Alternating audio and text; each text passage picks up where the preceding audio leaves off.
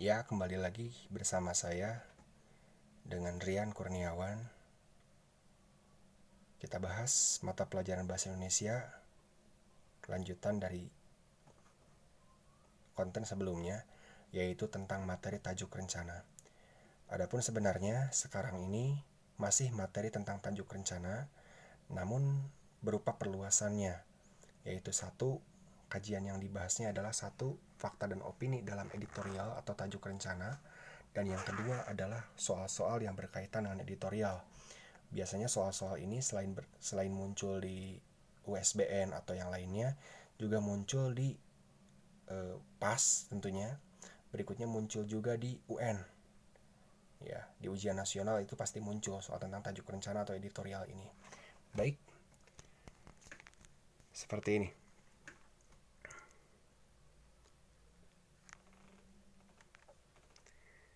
Yang pertama adalah berkaitan materi kajian dalam editorial ini. Yang pertama adalah fakta dan opini dalam editorial. Contohnya adalah ini.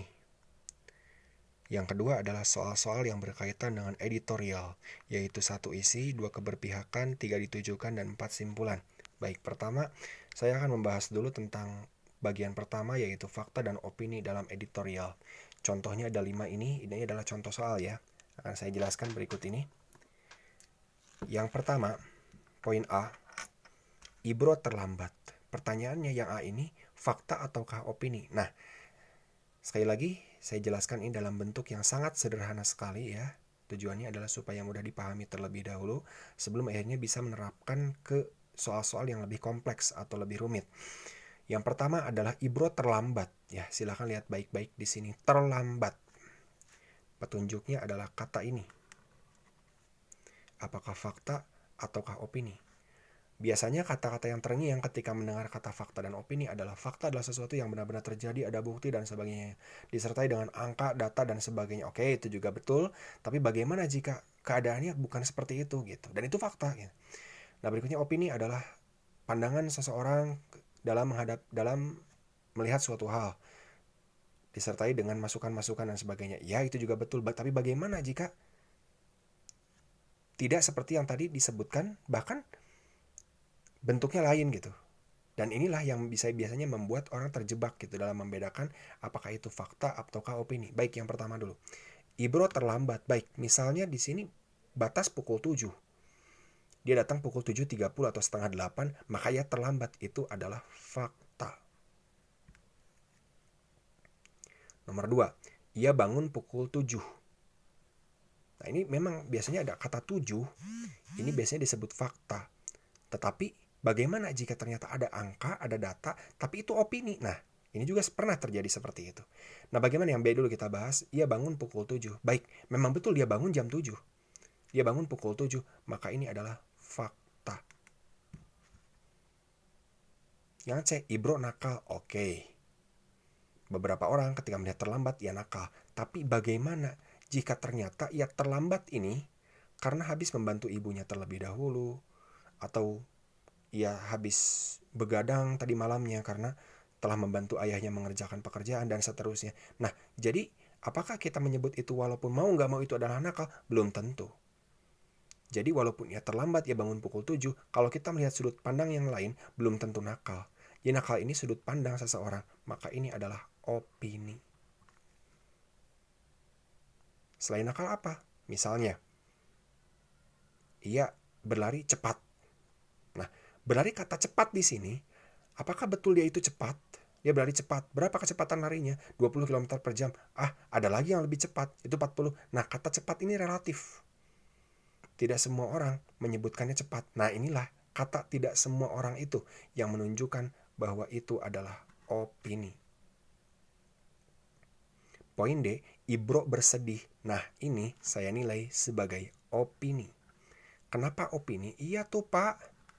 Dia memang murung. Wajahnya terus murung dan sebagainya. Mungkin hanya wajahnya saja. Aslinya mungkin hatinya mah gembira. Dia ingin menunjukkan kepada orang. Jadi di sini adalah opini. Ya, bersedih itu bersedih dan sebagainya. Saya jelaskan di sini. Marah, sedih, senang, kecewa, putus asa. Itu adalah opini. Kenapa demikian? Karena belum bisa dipastikan. Kalau udah ada data, ternyata dia seperti ini, mengalami masalah itu dan sebagainya, oke, itu adalah fakta. Tapi ini baru ia bersedih dong, belum tentu. Itu. Ibro boleh pulang, ini juga opini. Loh, memang betul Pak dia boleh pulang? Kata siapa boleh? Nah inilah kajiannya. Nah ini ya, tentang fakta dan opini dalam editorial. Artinya, dalam editorial, dalam tajuk rencana, tujuan pembelajarannya adalah agar kita bisa membuktikan dan membedakan yang mana yang betul-betul data, yang mana yang betul-betul pandangan seseorang. Jadi kita harus bisa membuktikan tujuannya apa? Agar kita tidak mudah termakan isu mentah-mentah. Nah, kita berada di zaman milenial ya. Zaman milenial menuntut kita untuk menguasai 4C kalau dalam bahasa Inggrisnya. Tapi kalau dalam bahasa Indonesia adalah 4K.